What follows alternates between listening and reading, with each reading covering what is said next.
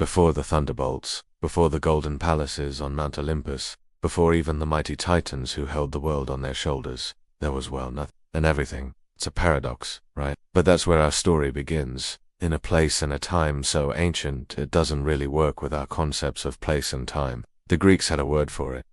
Chaos. Chaos. Now, when you and I hear the word chaos, we probably think of a messy bedroom, a traffic jam, or maybe just the general state of the internet. But for the ancient Greeks, chaos was something far more profound.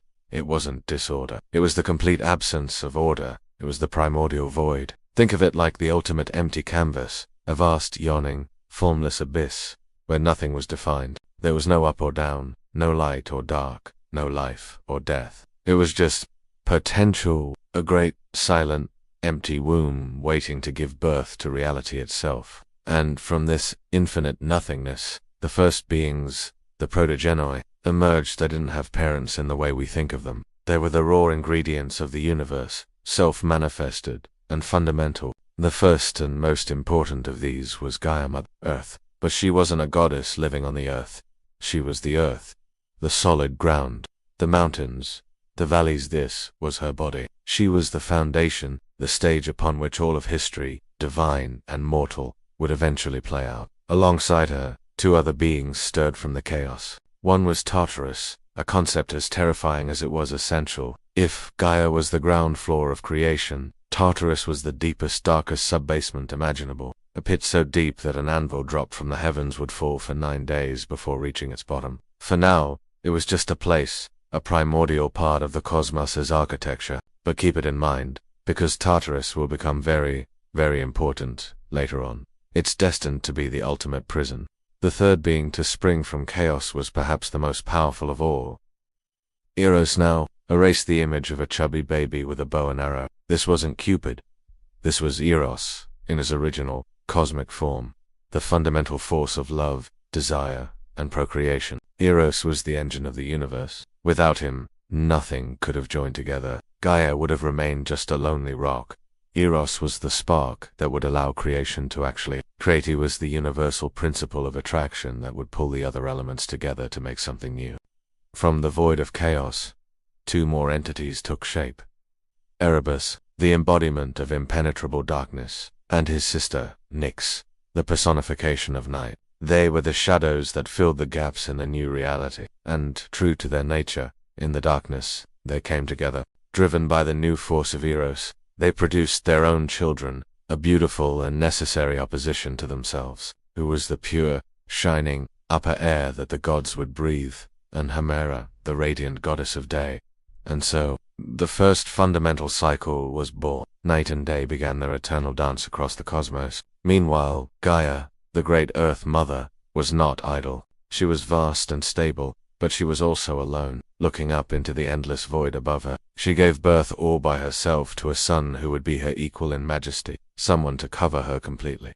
She created Uranus, the sky. He was the star-dusted canopy, the vast dome of the heavens. He rose up to arch over her, a perfect counterpart to her solid form. And with that, the physical world as we know it took its basic shape.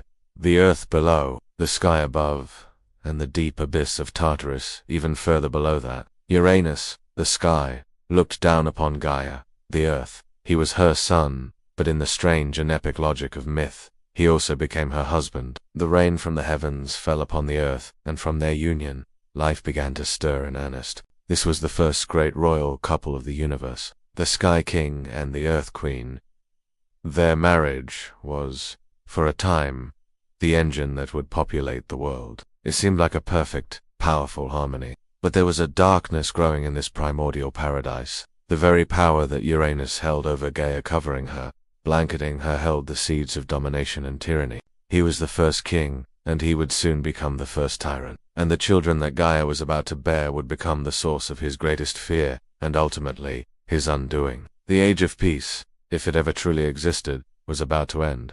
The union of Gaia, the earth, and Uranus, the sky, should have been the start of a golden era.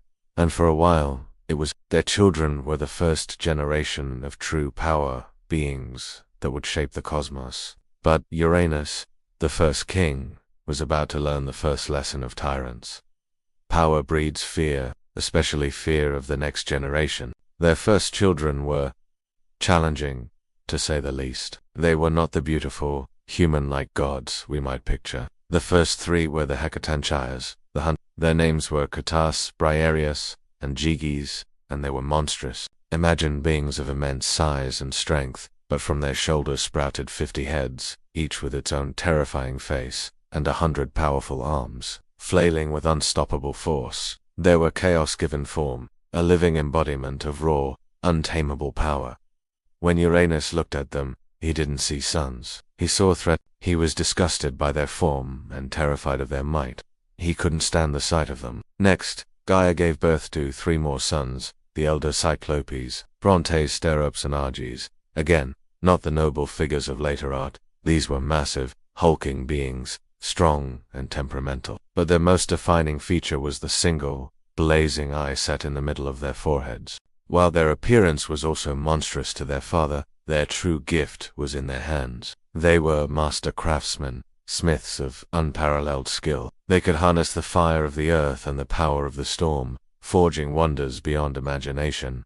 But Uranus saw no wonder. He only saw more monsters, more power that wasn't his, more potential rivals for his throne. So what did he do? In an act of stunning cruelty, as soon as these 6 children were born, Uranus seized them, and he shoved them back into the one place he thought he could contain them, deep within the body of their own mother. Gaia. He imprisoned them in the womb that had just birthed them. It was a violation of the most fundamental kind. Gaia, the earth, was forced to carry her own children, not in joyful pregnancy, but in painful, eternal imprisonment. She groaned under the strain. The weight of her monstrous sons, trapped and raging within her, was a constant agony. Mountains buckled, and the deep places of the world echoed with her sorrow and her children's muffled cries. Despite this horrific act, the union continued. Gaia then gave birth to the third, and most famous, set of children, the 12 Titans. 6 sons: Oceanus, Cous, Crius, Hyperion, Iapetus, and the youngest, most ambitious of them all, Cronus. And 6 daughters, the Titanides. They are Rhea, Themis, Mnemosyne, Phoebe, and Tethys. These children were different. They were beautiful, powerful, and godlike in form. They were the sun and the moon, the oceans and the intellect, the very pillars of the new cosmos. But Uranus hated them all the same. Every new child was just another potential usurper. He let them roam free for a time, but the memory of his imprisoned sons and his all-consuming paranoia poisoned his reign. Gaia could bear it no longer. The physical pain of her imprisoned children and the emotional pain of her husband's tyranny became too much. Her love for her children turned into a burning desire for vengeance. So she devised a plan. Deep within her own body, she found a special element, a gray, flinty substance of incredible hardness. Some call it adamant. From this unbreakable material, she fashioned a weapon. It wasn't a noble sword or a mighty spear. It was a great, jagged, flint-toothed sickle, a harp. It was a tool of the harvest, but in this context, it was a weapon of brutal rebellion. She gathered her Titan children, the ones who walked free, and she spoke to them in secret. She revealed her pain, her husband's cruelty, and the terrible fate of their older brothers, the Cyclopes and Hecatonchires. Then, she unveiled the sickle. "My children," she pleaded, "your father has shamed us all. Will one of you dare to help me punish his wicked crime?" Silence. The Titans looked at each other, their divine faces pale with fear. To challenge Uranus, the Sky Father, the king of the universe, it was unthinkable. They were powerful, but he was their father, their sovereign. All of them shrank away in terror. All but one. Cronus, the youngest, the one described as the most cunning and terrible of her children. He felt no fear, only a cold surge of ambition and a deep, simmering resentment for his father. He stepped forward. "Mother," he said, his voice steady, "I will do this. I do not fear our monstrous father. It is he who began this wickedness. He will pay for what he has done to you and to our brothers." Gaia's heart filled with a fierce joy. The plan was set. That night, she hid Cronus in a shadowy alcove, the great adamant sickle clutched in his hand. As evening fell, Uranus, suspecting nothing, descended from the heavens to lie with Gaia, to cover her as he did every night. As the vast Sky King drew near, Cronus leaped from his hiding place. With one swift, savage motion, he grabbed his father and swung the sickle. The act was done. Uranus was unmanned, his power and his connection to the earth severed in the most brutal way imaginable. He let out a cry of agony that shook the foundations of creation, and recoiled back into the highest reaches of the sky, never to descend upon the earth again. His reign was over. Cronus, the rebel son, now stood as the victor. He was the new king, and you'd think his first act would be to fulfill his mother's wish, to free his monstrous brothers from their prison within the earth. But he didn't. In his first moment of supreme power, Cronus revealed his own dark nature. He was just as afraid of their power as his father had been. He left the Cyclopes and the 100-handers to rot in their prison. The cycle of tyranny had not been broken. The throne had simply found a new occupant.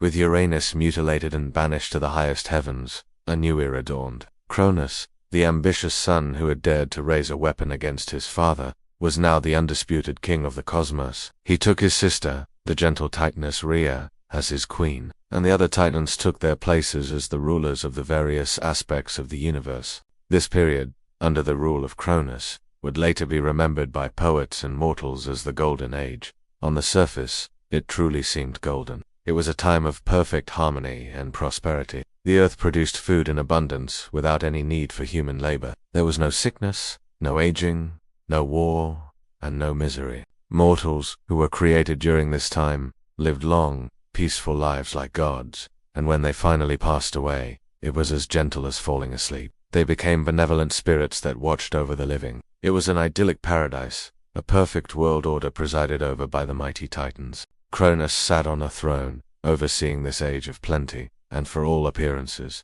he was a successful and powerful monarch. But behind the gilded facade of this golden age, a deep corruption was taking root.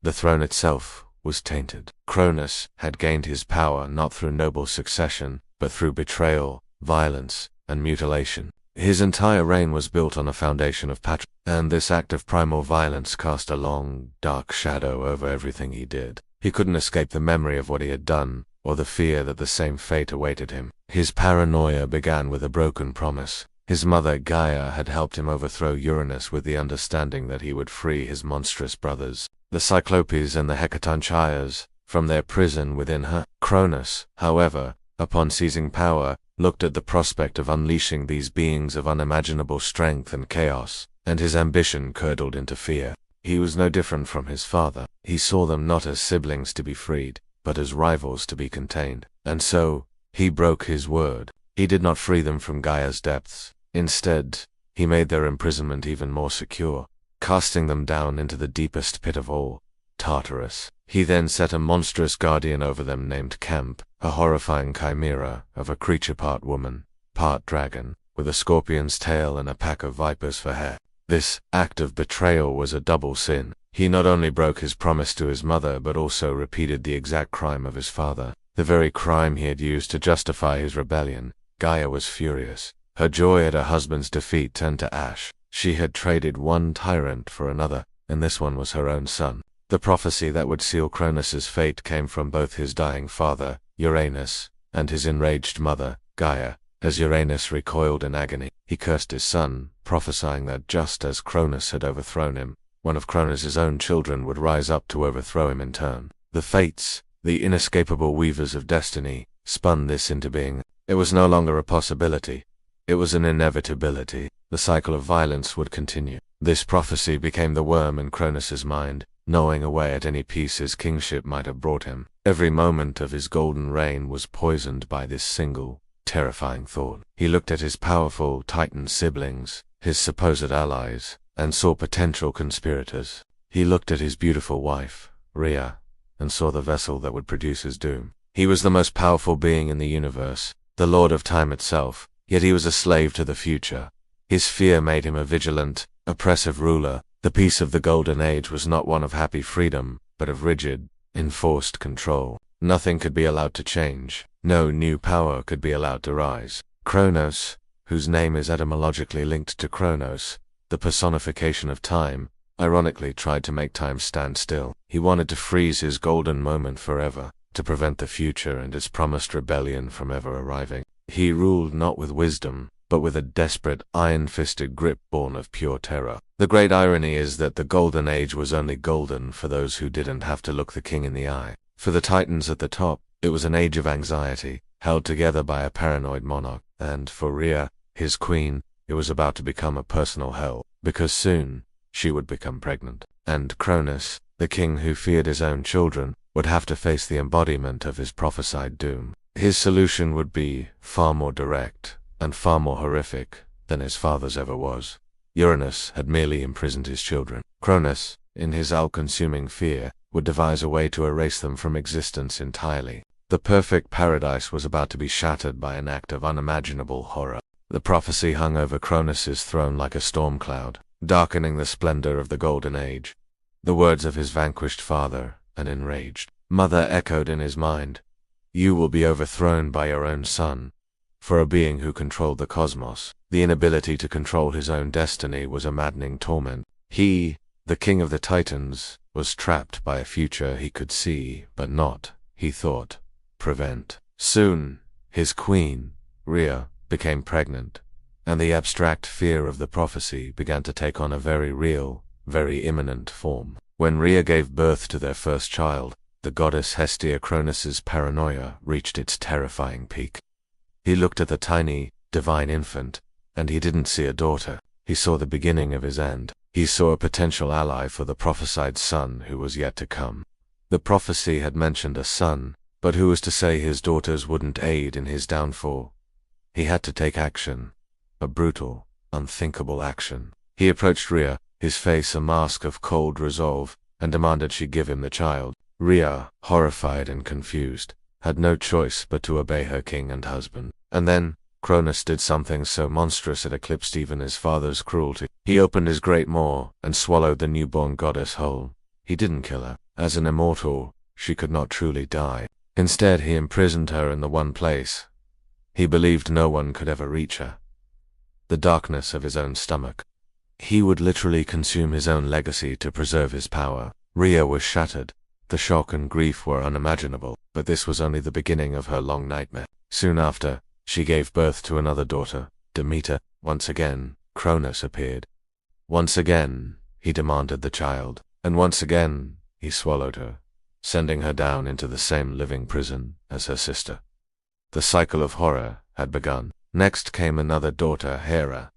Beautiful, powerful, destined to be a queen in her own right. But to Cronus, she was just another threat. Down she went, swallowed whole like the others. Then came his first son, Hades. This was it.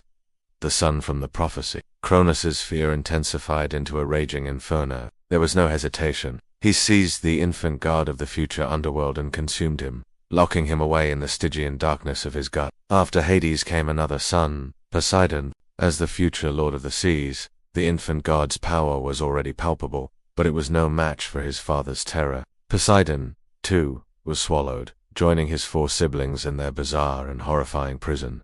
5 children. 5 times Rhea had gone through the joy of childbirth, only to have it immediately ripped away and replaced with the image of her husband devouring their offspring. Her sorrow was immense, a quiet, desperate grief that she had to hide from her paranoid king. She was the queen of the universe, but she was utterly powerless. She watched as her husband's tyranny, fueled by fear, twisted him into a true monster, a king who fed on his own future. Imagine the state of the other children: Hestia, Demeter, Hera, Hades, and Poseidon. They were not dead, but trapped, alive, conscious, and growing within their father's divine insides. It was an existence of absolute darkness and confinement, a grotesque mockery of the womb. They were siblings who met for the first time not in a celestial nursery, but in the belly of the beast. They were a generation swallowed, a rebellion brewing in the most unlikely of places. Their collective resentment towards the father who had imprisoned them was surely growing with each passing moment. They were a time bomb, ticking away inside the god of time himself. As Rhea became pregnant for a 6th time, her despair finally hardened into resolve. She would not allow this to happen again. This child, her 6th, had to be saved. She knew she couldn't openly defy Cronus. His power was absolute, and his paranoia made him dangerously unpredictable. She needed a plan, a deception. She turned to the only beings in the cosmos who understood her pain and shared her hatred of Cronus. Her parents, Gaia, and Uranus. She went to them in secret, begging for their help. "Save my child," she pleaded. help me devise a plan so that he might finally pay for his wickedness against his father, and for the crimes he has committed against his own children. Gaia and Uranish, who had seen this cycle of betrayal play out once before, listened to their daughter's plea. They had cursed Cronus with a prophecy, and now they would help bring it to fruition. They told Rhea to travel to the island of Crete, to a specific, deep cave on Mount Dicte. There, in secret, she would give birth to her final son. And they told her of a ruse, a deception that would play on Cronus' single-minded obsession and his inability to see beyond his own fear. The stage was being set for the greatest trick in cosmic history, a trick that would involve a stone, a swaddled blanket, and the birth of a king. Following the desperate counsel of her parents, Rhea began to set her plan in motion. The fate of her unborn child, and indeed the entire cosmos, rested on this one daring deception. Her 6th pregnancy was drawing to a close, and the familiar dread mixed with a new, fragile hope. She secretly made the journey to the rugged island of Crete, a place cradled by the sea and rich with Gaia's primal energy. There, as advised, she found a deep, hidden cave on the slopes of Mount Dicte, cloaked in dense forests and far from the paranoid watch of her husband. In the dead of night, as the world slept under the Titan-controlled sky, Rhea gave birth. The labor pains were sharp, but they were matched by the fierce, protective love she felt for this child. It was a boy, a beautiful, healthy, and powerful divine infant. She named him Zeus, holding him in her arms for those first few moments. She knew she could not let him suffer the same fate as his siblings. He was not just a son, he was vengeance, he was hope, he was the future. But there was no time to waste. Cronus would be expecting his tribute. Gaia, the Earth Mother herself, took her newborn grandson into her care, whisking him even deeper into the safety of the Cretan wilderness. Rhea, her heart aching at having to give up her son so soon, turned her attention to the second part of the plan. The deception. She found a large, oblong stone, roughly the size and weight of a newborn baby. She wrapped it carefully in swaddling clothes, making it look for all the world like an infant. It was a crude trick, but Rhea was counting on Cronus' fear being so blindingly powerful that he would unbother to look closely. His crime had become so routine, so mechanical, that he would see only what he expected to see. With the stone decoy in her arms, she returned to the celestial court on Mount Athos. She put on a show of grief and resignation, the same performance she had been forced to give 5 times before. As expected, Cronus appeared before her, his eyes cold and demanding. He didn't ask for the child, he simply held out his hands. His focus was singular, neutralizing the threat. He saw the swaddled bundle, the right shape, the right size. It was the symbol of his prophesied doom, and he would deal with it as he always did. Rhea, her heart pounding in her chest, handed over the wrapped stone. Cronus seized it without a second glance.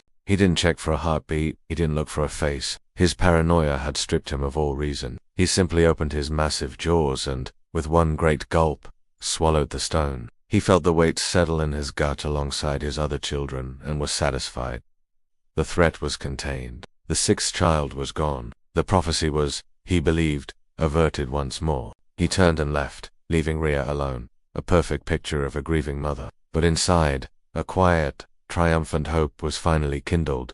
Her son was safe. Meanwhile, back on Crete, Zeus was being raised in absolute secrecy. The cave on Mount Dicte became his nursery, shielded from the eyes of the cosmos. Gaia had arranged for a retinue of protectors and caretakers. The divine goat Amalthea nursed the infant god, providing him with ambrosia and nectar through her horn. He grew strong and powerful with this food of the gods. To ensure his cries would never be heard by Cronus, Gaia stationed the Caretes, armored male dancers, at the mouth of the cave. Whenever the infant Zeus would cry, these loyal servants would clash their spears against their shields and perform loud, ritualistic war dances. Their movements and the clang of their armor, drowning out the baby's wails, disguising them as the sounds of their sacred rites. Nymphs of the forest, like Adrastea and Ida, also tended to the young god, playing with him and raising him as their own. Zeus grew at a miraculous rate.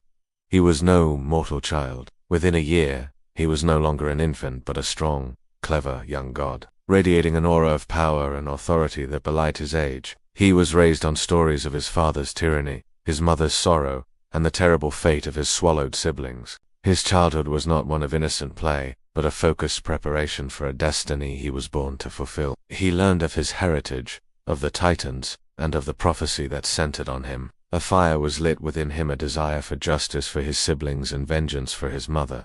This period of hiding and growth was crucial. It allowed Zeus to mature outside of Cronus's oppressive shadow, to develop his own strength and cunning, untainted by the fear that permeated his father's court. He was the wild card, the one variable Cronus had not accounted for. The king of the cosmos believed he had consumed all his children, that he had stopped time and secured his reign forever. But all the while, in a forgotten cave on a remote island, the future was growing up, sharpening his thunderbolts, and preparing to knock on his father's door. The stone in Cronus's belly was a heavy, indigestible lie, and soon it would be the cause of his entire world unraveling.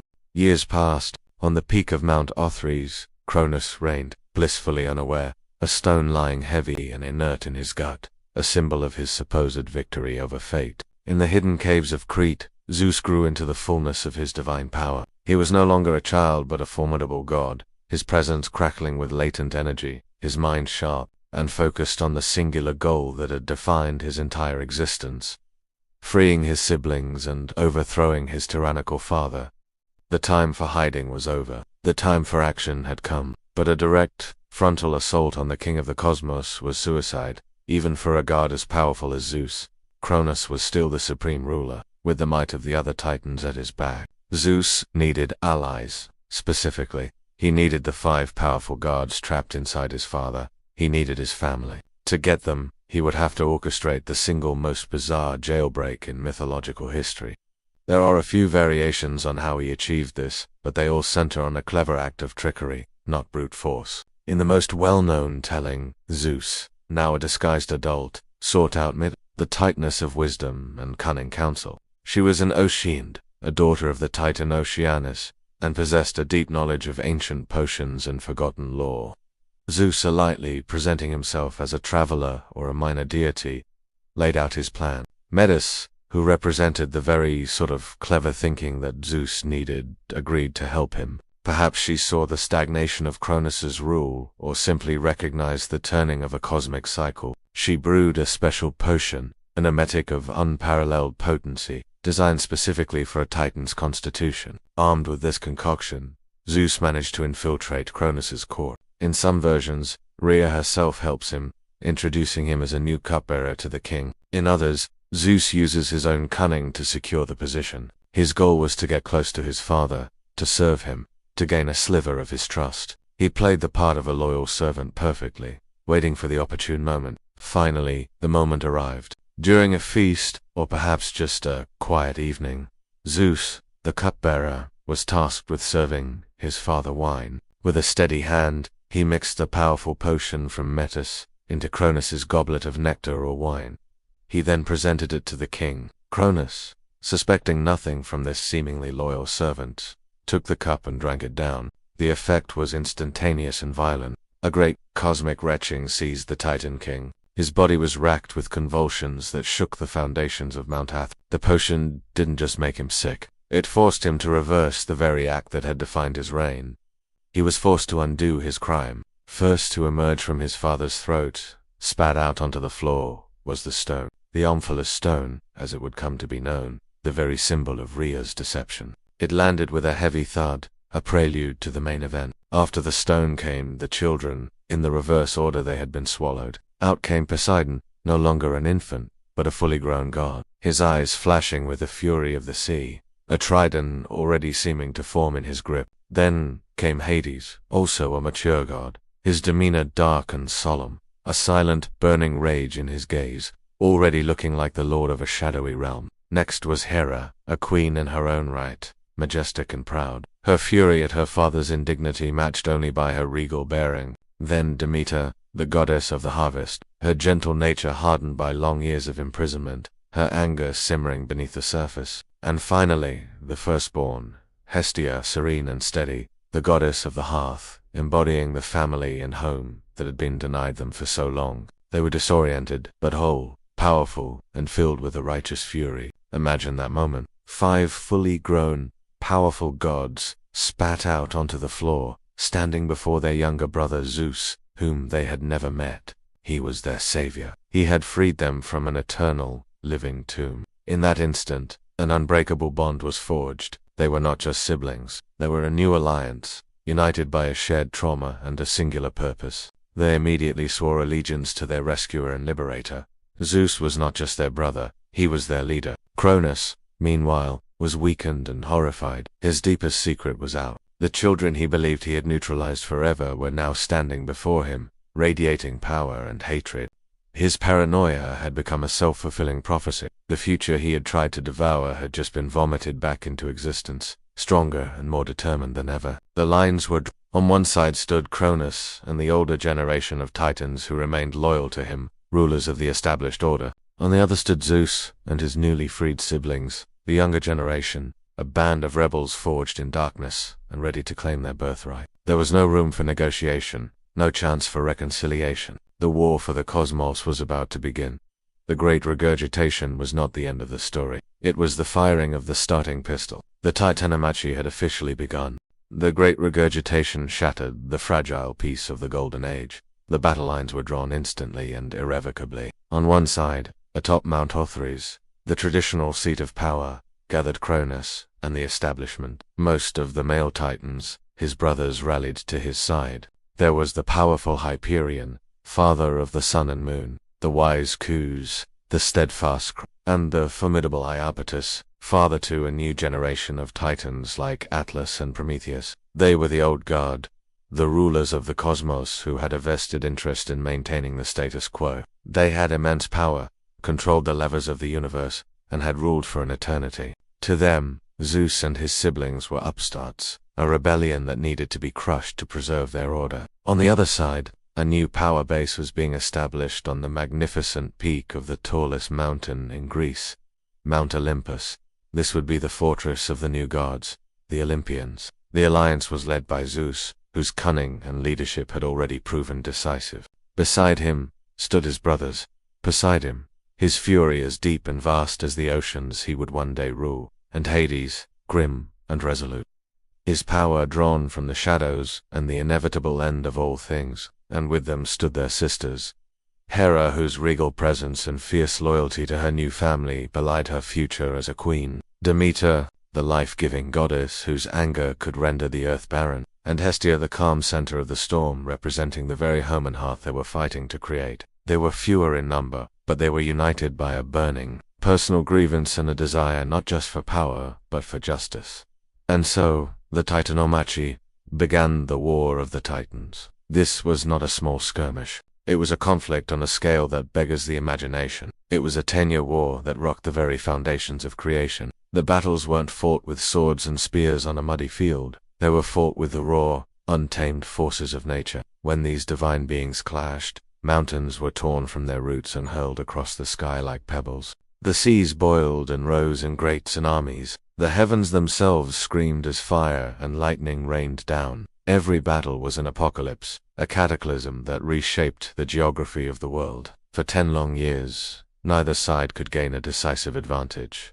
It was a brutal, grinding stalemate. The raw power of the Titans was immense. They were older, more deeply embedded in the fabric of the cosmos. Cronus, despite his initial shock, was still a fearsome king. The Olympians, for their part, were fueled by a righteous fury and the brilliant strategic mind of Zeus. But their numbers were few. They fought with incredible bravery and power, but they were pushing against an entrenched force that had ruled for ages. The stalemate was demoralizing. 10 years of constant, world-shattering warfare with no end in sight. Zeus knew that something had to change. Brute force against brute force was leading nowhere. If they were to win, they couldn't just match the Titans' power, they had to exceed it. They needed a new weapon, a secret advantage. An ally so powerful it could tip the cosmic scales in their favor. It was at this point that Zeus remembered the stories his mother Rhea had told him, or perhaps he was counseled by the wise Gaia herself.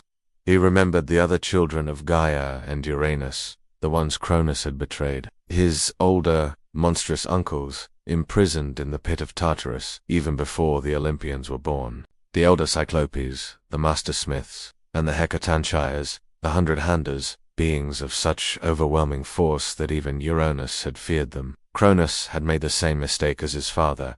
He had let his fear of these powerful beings lead him to imprison them. In doing so, he had not only betrayed his mother, but it also left a powerful weapon just sitting in his own cosmic basement, waiting for someone with the courage to unleash it. Zeus realized that the key to winning the war wasn't on the battlefield in front of him. It was deep below, in the darkest pit of creation. He would have to journey to Tartarus. It was a perilous undertaking, a descent into the deepest, most secure prison in the universe, guarded by the monstrous camp. But Zeus knew it was his only option. He had freed one set of siblings from a prison within his father. Now he had to free another set of relatives from a prison deep within the earth. This decision marked a turning point in the war. The first 10 years were a stalemate of gods against titans. The next phase would be something else entirely. It would involve unleashing forces that had been locked away since the dawn of time. Forces that would bring a new, terrifying level of power to the conflict. The war was about to get a whole lot uglier, and a whole lot more decisive. The decision to descend into the abyss was a pivotal moment for Zeus. Tartarus was more than just a prison. It was a primordial entity, a place of profound dread and suffocating darkness. To journey there was to risk not just defeat, but utter Yet Zeus, driven by the strategic necessity of the decade-long stalemate, undertook the perilous quest. He descended from the war-torn battlefields of the mortal realm, past the foundations of the earth, and into the crushing gloom of the underworld. His first and most formidable obstacle was the jailer of Tartarus. Camp Cronus had chosen his guardian well. Camp was a nightmare given form, a chimera of horrifying proportions. She had the head and torso of a woman, but her lower body was a coiling serpent. Vipers sprouted from her waist, and her hair was a writhing mass of snakes. A massive scorpion's tail, dripping with venom, arched over her back, and the heads of fearsome beasts like bears and lions grew from her limbs. She was a walking legion of monsters, the perfect warden for the ultimate prison. The battle between Zeus and Camp was a clash of New World Order against Old World monstrosity. It was a vicious, brutal fight in the gloom at the edge of the pit. But Zeus was no longer just a hidden child from Crete. He was a hardened war leader, his power honed by a decade of constant conflict with the Titans. He fought with a ferocity and power that Camp, for all her monstrous attributes, could not match. In the end, Zeus struck her down, slaying the unslayable guardian and clearing the path to the prison's core. With Camp defeated, Zeus approached the great, adamantine gates forged by Cronus. He shattered the locks and threw them open, and for the first time in eons, a sliver of light, Zeus's own divine radiance, penetrated the eternal darkness of the pit. Before him stood the figures he had come to free. His uncles, the elder Cyclopes. They were a fearsome sight. The Cyclopes and Argus were immense, their single eyes blinking in the unfamiliar light, their bodies radiating a heat like that of a forge. The Hecatancha Scotus Briareus and Jigiswa, even more terrifying, a chaotic maelstrom of 100 arms and 50 heads each. They had been imprisoned for an entire age, first by their father Uranus, then by their brother Cronus. They were filled with a deep, burning resentment for the Titan king who had betrayed his promise and left them to rot. Zeus did not approach them as a conqueror or a master, but as a liberator and an ally. He spoke to them not of power, but of justice and retribution. He offered them not a new prison, but a place of honor in a new cosmos. He unfastened their heavy chains, and as a gesture of goodwill and alliance, he offered them the food and drink of the gods. Nectar, this divine sustenance reinvigorated their ancient bodies, restoring them to their full, primordial strength after ages of stagnant imprisonment. Their gratitude was immediate and profound. They saw in Zeus a leader different from the tyrants who had been their kin. They pledged their unwavering allegiance to him and the Olympian cause, but they offered more than just their loyalty and their own formidable strength. The Cyclopes, being the greatest smiths in all of creation, immediately set to work. Their gratitude forged into tangible instruments of power. They took the raw elements of the cosmos, the lightning, the darkness, the very motion of the sea, and began to forge weapons fit for the new kings. For Hades, who had endured the longest imprisonment in his father's gut, they crafted the Helm of Darkness, a cap that could render its wearer completely invisible, allowing him to move through the world unseen, a master of shadows and stealth. For Poseidon, the god of the sea, they forged a mighty trident, a three-pronged spear so powerful it could shake the earth, stir the oceans into furious storms, and shatter any object. And for Zeus, the liberator, the leader of the new age, they created the ultimate weapon. They harnessed the storm itself, capturing the raw, untamed power of the sky. They forged the thunder and the lightning into a weapon that he could hold in his hand. The Coronos, The thunderbolt, it was not merely a spear that flew through the air. It was a concentrated bolt of pure cosmic energy, a symbol of absolute power and divine judgment. With these new weapons in hand, the Olympians were transformed. They were no longer just a band of rebellious gods. They were an army equipped with the most powerful artifacts in existence.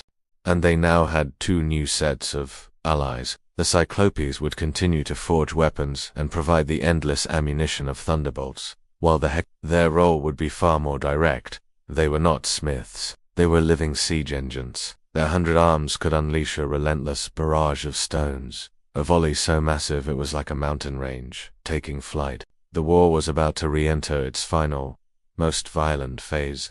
The 10-year stalemate was about to be broken in the most spectacular fashion imaginable. Zeus, armed with his thunderbolt, and flanked by his newly armed brothers and his monstrous, rage-fueled uncles, ascended from Tartarus. The return to the battlefield would not be a quiet one. The Titans on Mount Othrys were about to face a level of fury and firepower they could not have possibly imagined. The end was near.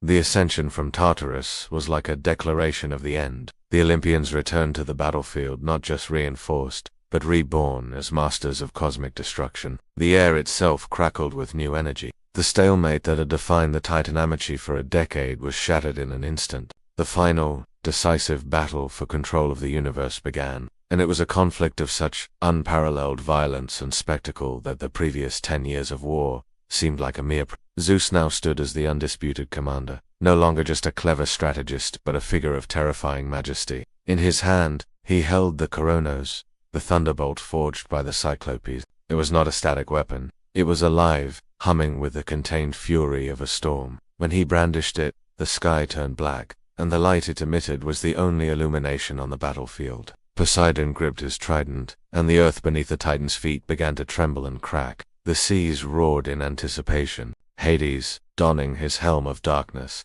vanished from sight, becoming a spectral presence, an unseen agent of chaos and fear moving among the enemy ranks. And then there were the new allies. The Hecatonchires, the 100-handers, unleashed their pent-up rage from ages of imprisonment. They waded into the fray, and their 50 heads let out a symphony of war cries that shook the Titans' resolve. Their 100 arms moved in a constant, blurry motion, picking up entire mountainsides and hurling them at the forces on Mount Oth. It was a relentless, overwhelming barrage. 300 massive boulders flying through the air at any given moment, a volley that no defense could withstand. The Titans, for the first time, felt true, mortal-like fear.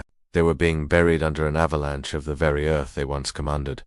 The battle reached its fever pitch. Zeus, from the peak of Mount Olympus, began to unleash the full power of his new weapon. He hurled thunderbolt after thunderbolt. Each one streaked across the sky with a deafening crack, a bolt of pure, white-hot energy that incinerated whatever it touched. The forests on Mount Othrys caught fire, the flames reaching up to the heavens. The oceans boiled where the stray bolts struck. The light from the lightning was blinding, the sound of the thunder so profound it was felt as a physical blow. Zeus was no longer just fighting a war. He was wielding the apocalypse. The combined assault was simply too much. The Titans' lines broke. Their power, while immense, was raw and untamed. The Olympians' power was now focused, weaponized, and wielded with strategic fury. Poseidon struck the ground with his trident, and great chasms opened up, swallowing Titan warriors whole. Hades, moving unseen, sowed confusion and terror, turning Titan against Titan, their paranoia their undoing. And all the while, the 100-handers rained down destruction, and Zeus's thunderbolts fell like divine judgment from the sky. The Titan king, Cronus, saw his reign crumbling around him. He fought with the desperation of a cornered tyrant, his own power immense, but he could not stand against the combined might of his liberated children and the primordial beings he had betrayed. The defining moment came when Zeus confronted his father directly. It was the ultimate clash.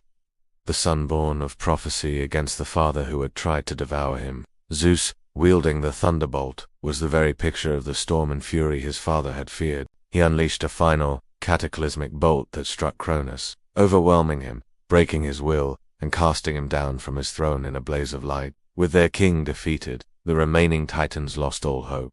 One by one, they were subdued. The great Titan Iapetus was struck down. Zeus and Crius were overcome. The mighty Atlas, one of Iapetus's sons and a key general in the Titan army, was singled out for a special punishment for his role in the war. The battle was over. A profound silence fell over the cosmos, broken only by the crackling of fires and the groaning of the wounded earth. The smoke cleared to reveal a new reality. Mount Othrys was a ruin. Mount Olympus stood tall and triumphant. The reign of the Titans had ended in fire and thunder. The age of the Olympians had begun. Zeus stood as the victor, the new king of the gods and the cosmos. His prophecy was fulfilled, not just through his own power, but through his wisdom in freeing his allies and his ability to inspire loyalty. He had proven himself a true leader, but victory in war is only the first step. Now came the difficult task of establishing a new order, of bringing justice to his enemies, and of dividing the spoils of the universe with the brothers and sisters who had fought by his side. The war was won, but the peace had yet to be forged, and the first order of business was deciding the fate of their defeated, immortal predecessors.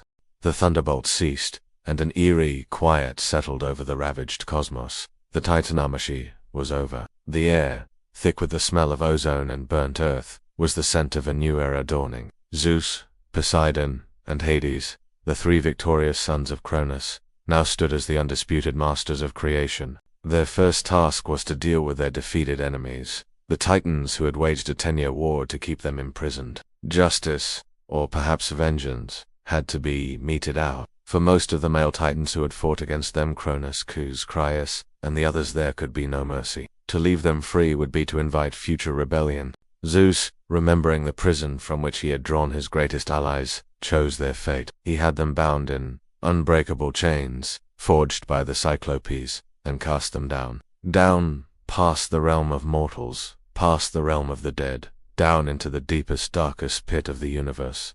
Tartarus, the very same prison where they had left their monstrous brothers to rot. The irony was severe and intentional. The Hundred-Handers, the Hecatanchires, were assigned a new role. No longer prisoners, they became the eternal jailers, standing guard over their former captors, ensuring that the old gods would never again threaten the new cosmic order. However, not all Titans faced this dire fate. A few had been wise enough to stay neutral or to side with the Olympian. The Titanesses, for instance, including Zeus's own mother Rhea, were largely spared, as they had not taken up arms. The great Titan Oceanus had remained neutral, keeping to his watery realms, and was thus left in peace. But the most famous clemency was granted to a new generation Titan, Prometheus, the son of Io. Prometheus and his brother Epimetheus had possessed the foresight to see that Zeus Escas was the winning one, and had abandoned the Titans to fight for the Olympians. For this they were pardoned and given a place of honor in the new regime. One Titan general, however, received a unique and terrible punishment. Atlas, another son of Iapetus, had been one of the Titans' most formidable leaders. For his role in commanding their armies, Zeus decreed a special burden. He was not to be imprisoned in Tartarus. Instead, he was sent to the westernmost edge of the world, where he was forced to stand for all eternity, holding up the sky, the great sphere of the heavens, on his shoulders. His punishment was to forever bear the weight of the very realm his father, Uranus, once personified, preventing it from crashing down upon the earth. It was a punishment of perpetual labor and crushing responsibility. With their enemies imprisoned and justice served, the three victorious brothers Zeus, Poseidon, and Hades had to divide the world. To ensure fairness and prevent the same kind of succession crisis that had plagued their father and grandfather, they decided not to fight over the spoils. Instead, they would leave it to chance.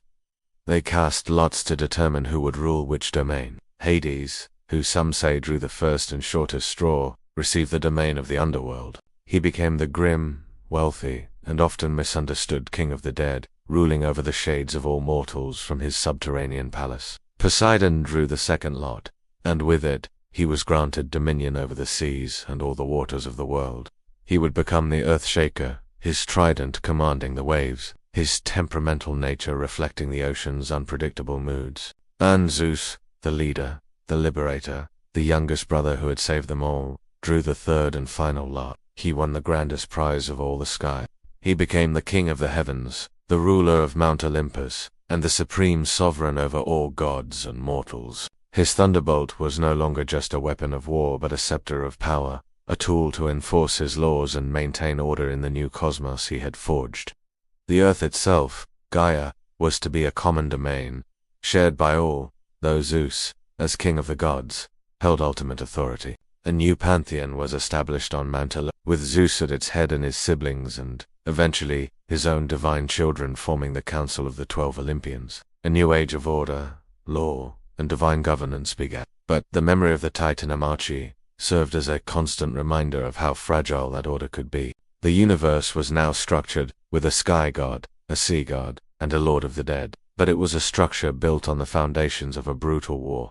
The shadows of the old world remained. The imprisoned titans festered in Tartarus, a constant, if distant, threat, and Gaia, the primordial mother, was not entirely pleased with the imprisonment of another generation of her children. Her loyalty was fickle, and she would, in time, raise new, even more monstrous children to challenge Zeus's reign. The victory was decisive, but peace is never permanent. The king of the gods would soon learn that winning the throne is one thing, keeping it is another challenge entirely, and so, the age of the Titans ends, not with a gentle fade, but with a cataclysmic crash. It's a story of cycles, of sons overthrowing fathers, of fear, breeding tyranny. Cronus, who seized power with a sickle, is undone by a son he tried to swallow. Zeus, the hidden child, rises to become the king, but only by unleashing forces his predecessors were too afraid to touch. The new order is forged in the fires of rebellion and family trauma, a divine drama that sets the stage for every myth that follows. The universe has its king, but the cosmos will never forget the war that put him there.